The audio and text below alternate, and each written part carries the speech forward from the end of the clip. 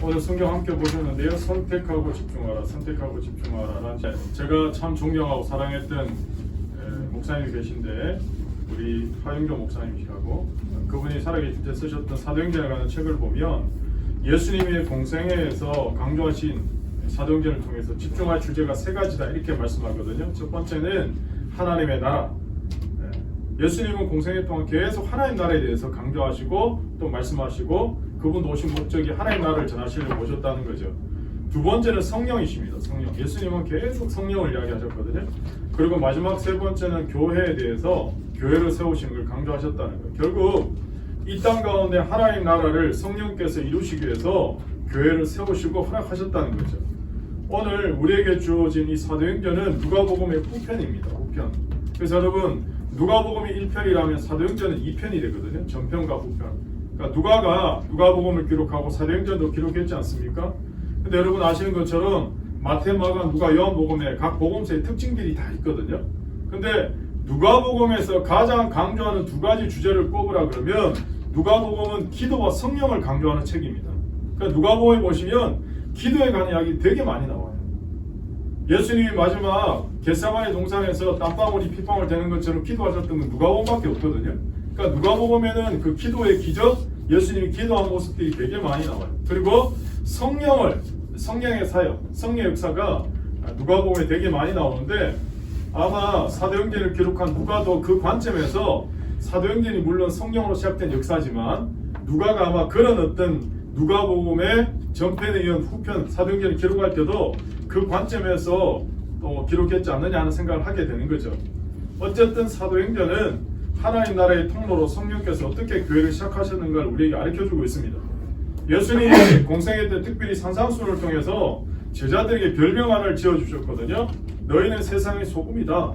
너희는 세상의 빛이다. 이렇게 말씀하셨어요. 여러분, 우리가 소금 같은 삶을 살기 때문에 너는 소금이고 빛 같은 삶을 사니까 빛이다가 아니고 우리가 예수님의 제자로 부름받으면 그때부터 우리에게 달라붙는 별명이 나는 세상의 소금, 나는 세상의 빛이 되는 거예요. 오늘 주님께서 이 말씀은 부패한 세상에서 소금 같은 역할, 어두운 세상에서 빛 같은 역할을 감당해야 될 사명이 있다는 거, 더 나아가서 그 역할을 수행할 사람이 바로 예수님의 부르심을 받은 제자들의 정체성이다라는 것을 알려주는 말씀입니다. 그러므로 이 땅의 교회는 세상 가운데 빛과 소금 역할을 해야 될 목적으로 세워졌다는 거죠. 교회는 분명히 그 시대마다 예언자적 울림의 역할로 세상을 정화시키는 어떻게 보면 다른 줄 같은 기준이 되어야 되거든요. 근데 솔직히 오늘날 교회가 그런 역할을 하지 못하고 있다는 거 자이든 타이든 인정해야 되는 시기를 지나가고 있습니다. 물론 세상의 빛과 소금 역할을 하는 교회와 성도들이 많이 있다고 저는 믿습니다. 그러나 코로나19 시대를 지나고 나서 우리에게 비춰진 교회 현상은 더군다나 세상이 말하는 교회 현상은 교회 현실은 그렇지 않다는 거죠. 코로나 시기에 대부분 교회들이 사실 사회적 거리두기나 방역 수칙을 지키자 했을 때 어느 누구보다 어느 단체보다 성숙한 모습으로 잘 지키고 실천했다. 저는 그렇게 믿고 싶습니다. 그럼에도 불구하고 세상은 교회를 그렇게 봐주지 않았어요. 오히려 교회를 감시 대상으로 여기고 감독해야만 하는 집단 정도로 이미지화 시켜버렸다는 거죠. 이런 이유가 발생한 원초적 책임이 오늘 우리 교회에 있다는 건 사실입니다.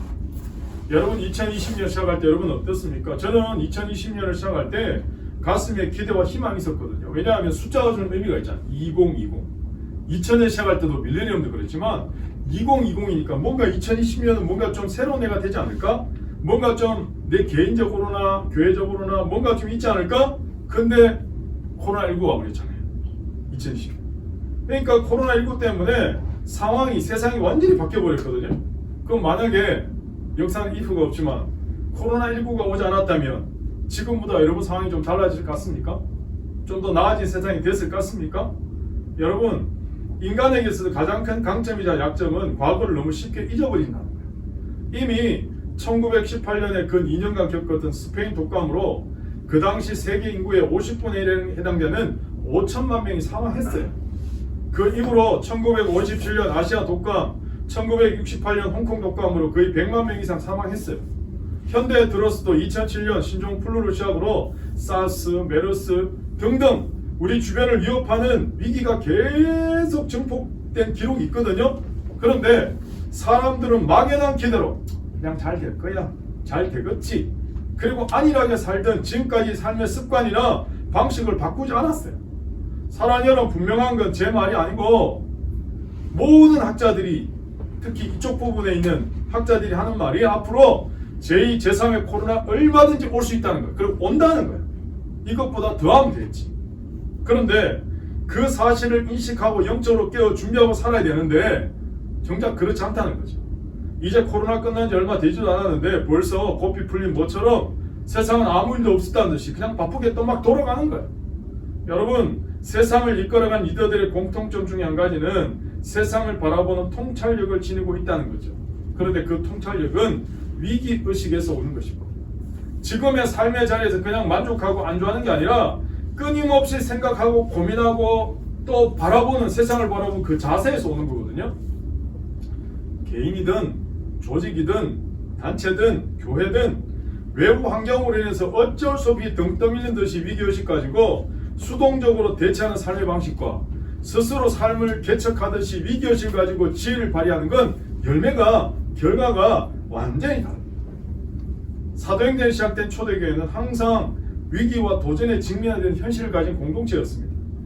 그들이 겪었던 삶 현실 속에서 어떻게 그 많은 고난과 문제를 이겼을까? 어떻게 해결했을까? 그게 저는 항상 목사님들에게 궁금함이었어요. 질문이었어요. 그래서 우리의 삶에 일어나는 개인적인, 또 가정적인, 교회적인, 또 우리의 모든 이 전체적인 이 고난의 터널을 지나가게 될 텐데, 그 고난의 터널을 지나갈 때 특별히 우리에게 주신 이 사도행전 말씀을 통해 해결책을 찾아보고 성령의 역사하심을 경험하기를 저는 간절히 원합니다.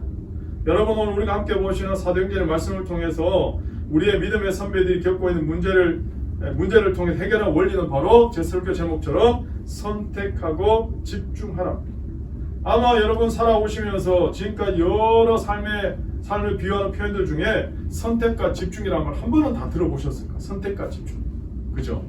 그런데 원래 이 선택하다는 이 말에는요, 잘라내다, 가지치다 이 말이 먼저 들어있어요. 그러니까 집중하기 전에 선택하려면 가지치기를 해야 돼요. 다 못해요. 내가 할 수 있는 걸 집중하기 위해서 가지를 치고 잘라내야 된다는 거죠. 여러분, 선택도 쉬운 일이 아니지만 선택 이유가 더 중요합니다. 선택 다음 해야 할 일은 바로 집중입니다. 모든 일의 열매는 그 일을 얼마나 집중하냐에 따라서 결과가 달라집니다. 하물며 교회도 마찬가지겠죠. 우리는 사도행전을 통해서 이 지구상에 나타난 아름다운 공동체를 보고 계시는데요, 다름 아닌 초대교회 공동체입니다. 이 공동체를 이루게 된 핵심은 바로 사도행전 2장에 등장하는 성령의 불같은 바람같은 역사하심이었습니다. 성령이 바람과 불은 지금까지 있어왔던 그 어떤 공동체와도 비교되지 않는 새로운 공동체를 탄생시키는 원동력이 되었습니다. 여러분, 성령을 경험하셨습니까? 성령 세례를 받으셨습니까? 흔히 교회를 정의 내릴 때 성령의 사건이다 이렇게 부르거든요. 이 말은 다시 말하면 교회 탄생 동기는 바로 성령이시라는 말이죠. 오순절 성령 사건은 사실 기독교의 한 획을 긋는 중요한 전환점에 틀림없습니다. 우리는 사도행전을 통해서 오늘 예수님에게 속된 말로 미쳐버린 사람들을 우리는 만나게 됩니다. 사실 이 사람들은요, 우리보다 훨씬 더 연약한 사람들, 보잘것없는 사람들, 학문도 짧은 사람들, 평범하게 그지없는 사람들이었어요. 그런데 이 사람들이 이렇게 놀랍게 변할 수 있었던 건 성령의 역사 때문이라는 거죠.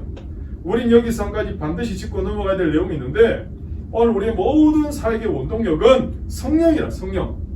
여러분, 인간의 열심과 열정은 지속성 있게 끝까지 가는 경우가 참 힘듭니다. 간다고 해도 부작용이 있습니다. 하지만 성령으로 시작되는 사역은 성령께서 책임진다는 거죠. 초대교회가요, 급성장했어요. 점진적으로 성장하는 게 아니고 12명인데 갑자기 120명, 120명인데 갑자기 3,000명, 어느 날 5,000명, 2만 명. 여러분이 짧은 기간에 완전 대형교회가 된 거죠. 예전의 통계를 보면 출석 성도가 한 3,000명 정도 되면, 그러니까 출석, 재적이 아니고, 그게 대형교회라고 보통 이야기하거든요. 우리나라에 3,000명 이상 출석하는 교회가 한 40개 정도 되거든요. 여러분, 초대교회가 3,000명 정도가 아니고 2만 명, 2000년 전에 어마어마한 거죠.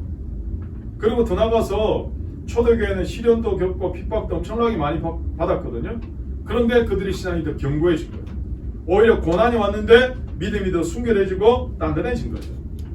공회에서나 감옥에서나 길거리에서나 예수는 그리스도다. 오늘 42절을 보시면 그들이 날마다 성전이 있든지 집에 있든지. 이 말은 무슨 말이에요? 시간과 공간에 상관없이 예수는 그리스도다. 예수는 그리스도가, 우리말로 말하면 예수님은 구세주야, 예수님은 메시아야, 이거잖아요. 오늘 우리 인생을 새롭게 하실 분, 오늘 우리를 살리고 고치시고 회복시키는 분은 바로 예수라는 거죠. 예수는 그리스도. 여러분, 이걸 가르치고 전도하기를 그치지 않았다. 그런데 오늘 성경 본문을 보시면 교회 갑자기 급성장했는데, 성도들이 이런 엄청난 신앙의 아름다운 열매가 있는데 갑자기 교회 안에 불만의 소리가 있습니다. 급성장 때문에 생긴 결과라고 할 수도 있죠. 교회 숫자가 갑자기 많아지고 교회가 커지면 여러 가지 부작용이 나타나지 않겠습니까? 예루살렘 교회도 똑같다는 거죠. 여러분 1절 한번 보실래요? 1절. 여러분이 그때 언제입니까? 막 예수님이 그리스도다 전도하고 사람들이 어마어마하게 많아졌을 때, 그때 헬라파 유대인들이 자기의 과부들이 매일의 구제에 빠지는 거예요. 아니, 구제금을 받아야 되는데 헬라파 과부만 명단에서 누락되는 거예요. 계속. 그러니까 불만이 생긴 거예요. 그래서 히브리파 사람을 원망했다는 거예요. 여러분, 이게 실제로 작은 일 같지만 이 먹는 것 때문에 항상 문제가 있잖아요. 먹는 거, 나눔, 분배, 이게 항상 어려운 일이지 않습니까? 분배를 어떻게 하냐에 따라서 세상의 정치 구조도 다 바뀌어요. 분배를 어떻게 결정하냐에 따라서 공산주의로 갈 거냐, 자본주의로 갈 거냐, 이게 바뀐 세상의 구조도 그래요. 근데 오늘 초대교회가 시작할 때도 이 먹는 문제 때문에 지금 문제가 생긴 거예요. 일단은 제자의 수가 많아졌다는 거예요. 다시 말씀드리지만 12명에서 120명, 3,000명, 5,000명, 이걸 시간을 두고 점진적으로 성장하는 게 아니고 갑자기 폭발해버리니까 다양한 사람들이 막 쌓여서 모여서 문제가 생긴 거죠. 근데 여러분, 교회가 아무리 성장하고 대형화된다고 해도 중요한 건 사역이나 프로그램이 아니고 사람이 된다. 사람. 교회의 본질과 목표를 잃어버려서는 안 된다는 거죠. 만약 이런 문제도 속에 빠진다면 교회는 분열의 위기를 초래하게 될 것입니다. 우리는 끊임없이 주님이, 하나님이 기뻐하신 쪽으로 흘러가야 되거든요. 종교개혁자의 한 사람이었던 멜랑이톤이 이런 유명한 말을 남겼습니다. 개혁된 교회는 항상 개혁돼야 된다는 거죠.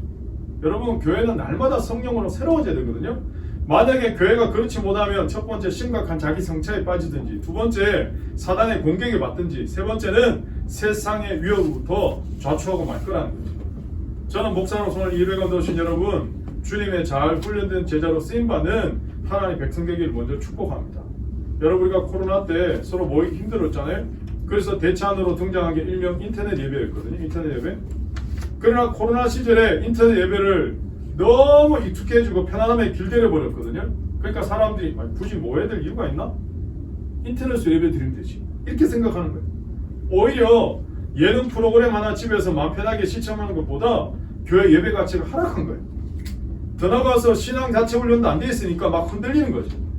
다시 말씀드리지만 위기 때가 올수록 우리 신앙의 깊이가 결정됩니다. 더 나가서 우리가 신앙적으로 단단한가가 측정되는 거죠.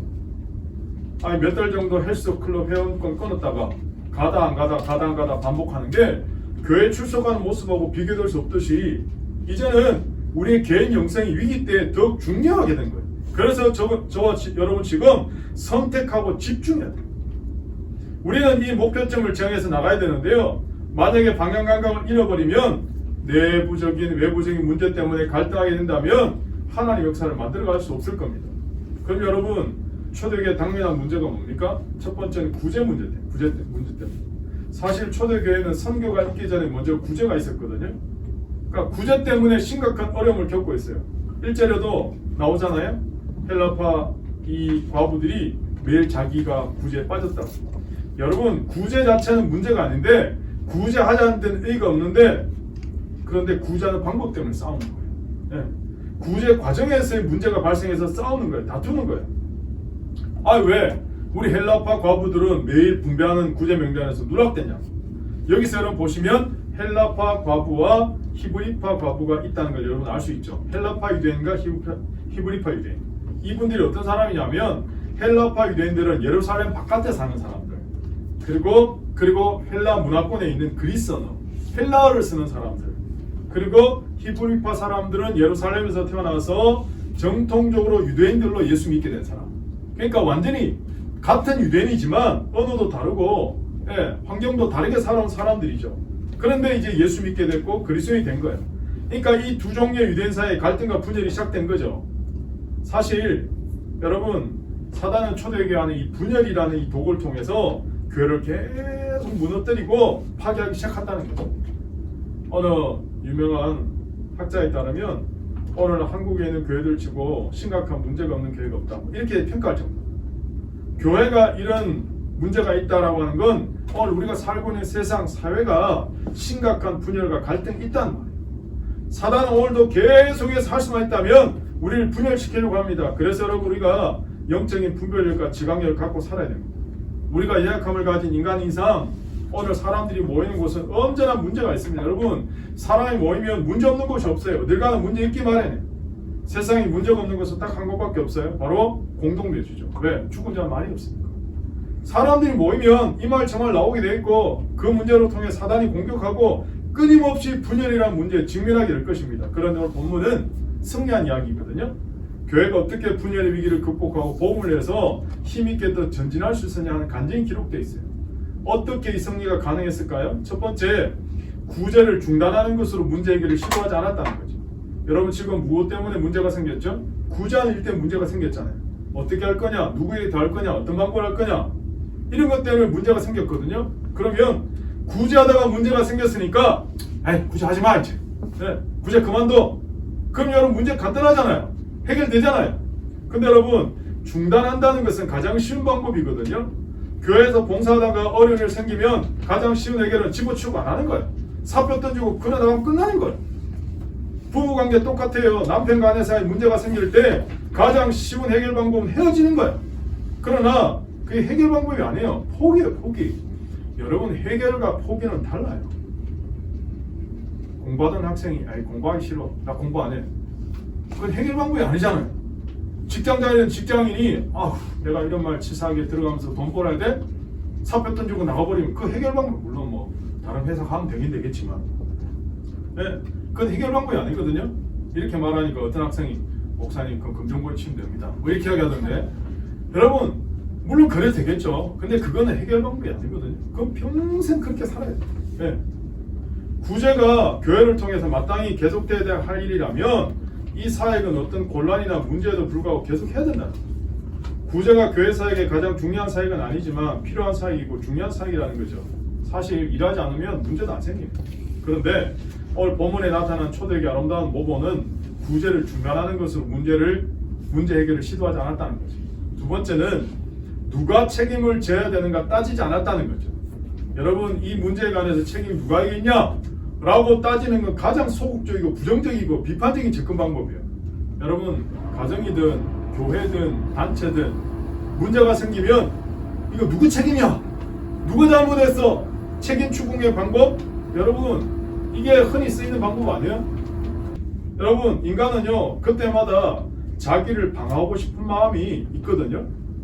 자기를 지키기 위해서 상대방을 오히려 공격해요. 그게 왜 내 책임이냐고. 당신 책임이지. 당신 안 그랬냐고.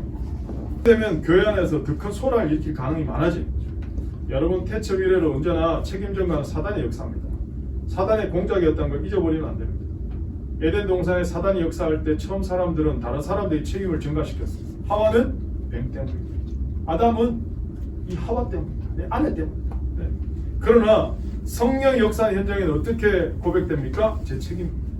제가 잘못했습니다. 전적으로 내가 져야 될 책임입니다. 내가 어찌할고 탄식하는 거예요. 여러분, 사도행전 2장에 베드로가 그 일자무식한 베드로가 성령 충만해서 막 설교하니까요, 사람들이 베드로 설교 듣고 가슴을 치는 거예요. 우리가 어찌할꼬, 우리가 어찌할꼬. 저 북방에 바벨론의 포로로 끌려가 있던 느헤미야가 수천 킬로 떨어져 있던 예루살렘에 있는 친척 하나니가 예루살렘 소식을 전해준 거예요. 성벽은 다 무너져 내렸고 성문은 불탔다.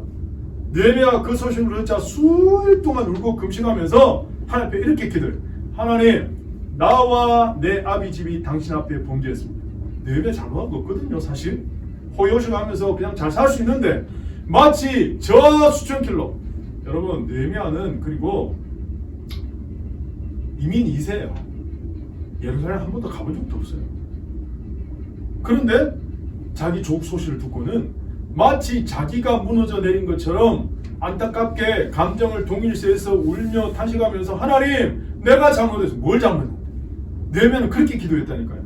여러분, 성령 역사하시면 오히려 사람들보다 나에게 책임이 있습니다, 내가 잘못했습니다 고백하게 되는 거죠. 그리고 하나님 앞에서 자신의 삶을 회개할 때 역사의 밝은 빛이 떠오른다는 거죠. 세 번째는 적극적인 해결책을 모색했다는 거죠. 여러분 2절 보시면 이렇게 나오거든요. 우리가 어떤 문제를 다룰 때 몇 사람끼리 그냥 사바사바 사적으로 다루면 잘못된 소문 만들어낼 가능성이 많아요. 그런데 초대교회는요, 그런 방법으로 문제를 다루지 않고 공동체가 다 모였어요. 공개적으로 모든 사람 함께 모여서 지혜를 모으고 적극적이고 창조적인 해결 방식을 모색하는 거죠. 이분들은요, 적극적인 해결 방법을 모색할 뿐만 아니라 그 과정에서 신앙적이고 상식적인 접근 방법, 이게 중요해요. 신앙적인데 상식적이지 않은 사람이 있고 상식적인데 신앙적이지 않은 게 있거든요. 그런데 초대교회는 신앙적이면서 상식적인 접근 방법을 다. 그러면서 이 문제를 다루기 위해서 7사람으로 구성된 오늘 7 집사님 위원회를 구성합니다. 그런데요, 이 위원회에 들어갈 자격이 3가지 조건이에요. 첫 번째, 성령이 충만해야 돼요. 두 번째, 지혜가 충만해야 돼요. 세 번째는 칭찬 듣는 사람. 이게 중요하거든요. 여러분, 칭찬은 내가 스스로 자기를 칭찬하고 피하라는 게 아니고 다른 사람이 칭찬하는 사람. 다른 사람이 이 사람 괜찮아요, 이 사람 도덕적으로, 이 사람 신앙적으로, 여러분 그게 중요하다는 거예요. 그 말은 모든 사람에게 신뢰를 쌓고 있는, 신뢰를 받을 수 있는 사람들이라는 거죠. 더 나아가서 성령과 지혜가 충만한 사람을 뽑았다는 거거든요. 여러분 성령은 충만한데 지혜가 없는 사람이 있거든요. 그럼 어떻게 됩니까? 교회를 처리할 때 신앙적으로는 하는데 비상식적인 해결 방법이 나올 수 있어요. 반대로 지혜는 있는데 전혀 성령 충만하지 못한 사람, 너무 기가 막히게 세상적인 방법으로 다다닥 하는데 전혀 비신앙적인 해결 방법이 나올 수 있다는 거죠. 그러나 초대교회는 이 2가지 균형을 잘 유지했다는 거죠. 지극히 신앙적이면서 동시에 지극히 타당한 상식적인 접근 방법을 사용했다는 거죠. 그리고 더 나아가서 적극적으로 사역의 우선순위를 확정했다는 거죠. 문제가 터졌을 때 이분들은요, 뭘 하지 말 것인가를 토의한 게 아니고 어떻게 할 것인가를 적극적으로 토의했다는 거죠. 여러분, 우리는 오늘 이 사도행전에 초대교회가 문제가 발생했을 때 주목해야 될 우리의 포인트가 뭐냐면 그들이 먼저 해야 될 일이 뭔가를 결정했다는 거예요. 이게 바로 중요한 선택의 원리거든요. 선택의 원리. 여러분, 우리가 하나님 일을 할 때 뭔가를 선택할 때 엉뚱한 것 주님은 하게 하지 않습니다. 그런 의미에서 오늘 이분들이요, 구제 사역을 효과적으로 계속해야 되는 건 알았지만 그것보다 먼저 관심을 가져야 될 우선순위가 있다는 거예요. 그래서 2절에 읽었잖아요. 우리가 하나님의 말씀을 제쳐놓고 접대를 일삼는 것이 마땅하지 않다. 다시 말해서 말씀의 우선순위를 확인했다는 거예요. 왜 그렇습니까? 교회의 가장 위대한 사역은 말씀의 사역입니다. 이 말씀으로만 죽어가는 사람들이 거듭날 수 있기 때문입니다. 이 말씀을 통해서만 사람들의 삶 속에 진정한 변화가 일어날 수 있기 때문입니다. 이 말씀을 통해서만 사람들이 믿음이 성장될 수 있기 때문입니다. 말씀이 없다면 우리가 어떻게 봉사할 것인가, 봉사의 진정한 방법도 배울 수 없기 때문입니다. 이 말씀으로만 세계를 바꿀 수 있습니다. 이 말씀이 교회의 가장 위대한 재산이고 동시에 교회의 가장 중요한 사역입니다. 말씀이 살아있는 한 아무도 그 교회의 전진을 방해할 수 없기 때문입니다. 여러분, 지난주도 제가 이미 말씀드렸지만 종교개혁의 가장 거장인 루터의 가장 큰 핵심 공헌은 바로 라틴어 성경을 독일어로 번역한 거예요. 결국 평민들이 그들의 언어로 말씀을 읽으면서 비로소 영적 눈이 열리고 개혁이 시작된 거죠. 20세기 개신교 최고의 신학자인 칼바르트가 이야기합니다. 교회는 바로 말씀의 사건이 일어나는 곳이 교회라는 거예요. 여러분, 교회 역사를 읽어보면 콘스탄티누스 대제가 313년에 기독교를 국교로 공인하면서 로마가 기독교가 됐잖아요. 그런데 재미있는 건 콘스탄티누스 대제는 자기는 그리스도인이 됐기 때문에 그렇게 한 게 아니고 순전히 정치적 목적으로 했거든요. 재미있는 사실은 이 사람이요, 죽을 때까지 세례도 안 받았어요. 끝까지 불신자로 남아있을 때. 그런데요, 정치적인 목적으로 종교의 자유를 허용하니까 주님 말씀 선포되니까 이 믿음이 로마의 각계각층의 사람들에게 파고 들어가서 로마 자체를 그냥 뒤바꿔 버렸잖아요. 마침내 모든 사람들이 말씀 앞에 무릎을 꿇지 않을 수 없게 된 거죠. 만일 우리가 말씀의 사역을 태만히 한다면 우리는 가장 중요한 초점을 상실하고 마는 겁니다. 오늘 한국 교회 안에 소위 자유주의적 또 그런 전통을 가진 교회 지도자들 사이 일고 있는 중요한 오류가 뭐냐? 말씀을 제껴놓고 다른 걸 강조한다는 거예요. 교회가 교육해야 되죠. 교회가 구제해야 되죠. 교회가 병원 사역해야 되죠. 그런데 여러분, 그건 다른 기관도 할 수 있는 거예요. 교회만이 유일하게 할 수 있는 건 하나님의 말씀이에요. 말씀. 다시 말해서 이 말씀 사역을 놓쳐버리고 나면 다른 모든 걸 다 상실한다는 거예요. 말씀 사역을 강조하는 것 없이 사역하면 교회도 죽여버리는 결과를 초래한다는 거죠. 그러나 하나님의 말씀이 살아있는 이상 이 말씀만이 교회의 진정한 미래라는 걸 우리는 오늘 말씀을 통해 확인해야 되는 거죠. 초대교회에 지금 구제 문제 때문에 문제가 생겼는데 결국 그 구제 문제만 다룬 게 아니고 어떻게 해요? 말씀을 잡으니까 구제도 해결되는 거죠. 만약에 구제 때문에 문제가 생겼으니까 이 구제 어떻게 할 거냐? 만약에 그것만 붙들었으면 더 큰 문제를 야기시켰을 수도 있을 겁니다. 우리가 해야 할 좀 더 중요한 일이 뭘까? 하나님 말씀을 제쳐놓고 구제만 매달려 있는 건 합당하지 못한 거 아니야? 이 말씀을 통해서 사람들의 영혼을 변화시키고 전 세계 복음화를 하는 이 위대한 숙제를 미룰 수는 없잖아. 그러면서 말씀 우선순위를 확정한 거예요. 어떻게 합니까? 우리는 오로지가 뭡니까? 오직 기도하는 일과 말씀 사역에 힘쓰려는 거예요. 여러분, 제가 앞에 말씀을 강조했지만 말씀과 함께 기도가 강조되고 있잖아요. 여러분, 말씀을 깨닫기 위해서는 기도해야 돼요. 기도 없이 말씀 앞에 순종할 수 없어요. 여러분, 오늘 제 설교 계속 듣고 또 듣고 그런다고 변화가 일어나는 게 아니고요. 여러분이 기도할 때 변화가 일어나는 겁니다. 기도할 때 말씀이 깨달아지는 겁니다. 기도할 때 말씀이 내 삶에 살아 역사하는 겁니다. 기도로 말미암아 기도를 통해서만 말씀은 살았고 활력이 있어서 좌우의 어떤 날선 것보다 예리해서 우리의 영혼에 자극과 변화를 주고 삶의 방향을 바꿔놓을 수 있다는 거예요. 그럼 결국 어떻게 됐습니까? 결과가 제가 말씀을 읽고 또 읽다가 7절 한 절에 눈이 머물러서 이 말씀 한 절로도 내가 1시간 설교할 수 있겠다. 그런 마음이 막 벅찰 정도로 하나님의 말씀이 점점 왕성해졌대요. 저는 여러분 개인적으로 올 2024년 하나님의 말씀이 여러분 삶에 점점 왕성해지길 축복합니다. 아멘. 이게 여러분 원리예요. 하나님 말씀이 내 삶에 점점 왕성해지면요, 다른 모든 문제 다 해결됩니다. 하나님 말씀이 우리 가정에 점점 왕성해지면 가정의 문제가 해결이 돼요. 하나님 말씀이 점점 우리 교회 왕성해지면 교회 문제가 해결돼요. 그 문제가 중요한 게 아니고, 그러니까 어떻게 돼요? 결과적으로 예루살렘에 있는 제자의 수가 붙일 수 있는 부사는 제가 다 붙였다 생각했는데 더 심이 많아지고 더 많아지고도 아니고 심이 많아지고도 아니고 더 심이 많아지고, 요것만 끝이 아니에요. 부록이 있어요. 허다한 제사장의 무리도 이 도에 복종한. 이 사람 누굽니까? 유대교에 빠져있는 유대인 제사장들이에요. 그런데 그 말씀을 통해서 하나님 앞에 예수는 그리스도라고 그 도에 복종하고 돌아오는 역사가 막 일어나는 거예요. 어떻게 했을 때? 제자들이 구제 문제 때문에 생긴 이 구제 문제 해결하려고 그 구제 붙들고 다음부터 구제를 절반을 분배해야 돼, 3분의 1을 분배해야 돼, 막 그런 식으로 막 계산에 빠져 있는 게 아니고 말씀과 기도의 우선순위 붙으니까 결국은 이 역사가 일어나는 역사가. 오늘 저는 여러분에게 질문하고 싶습니다. 여러분 날마다 하나님 말씀을 어떻게 대하십니까? 여러분에게는 하나님 말씀을 목마른 사슴이 시냇물 잡듯이 말씀을 그리워하는 마음이 있습니까? 여러분 그런 기대 가지고 말씀을 받고 계십니까? 여러분 설교 들을 때마다 들고 떨리는 마음으로 내가 하나님 말씀에 귀를 기울여야지, 그 말씀으로 나를 비춰봐야지, 내 삶에 정결하게 하고 고칠 건 없을까? 더 나아가서 내 삶 속에 얼마나 하나님 앞에 기도하고 있는가 여러분 점검하고 있습니까? 한 개인의 신앙의 건강도는 그 사람의 삶 속에 말씀과 기도가 얼마만큼 살아있느냐에 달려있다는 거예요.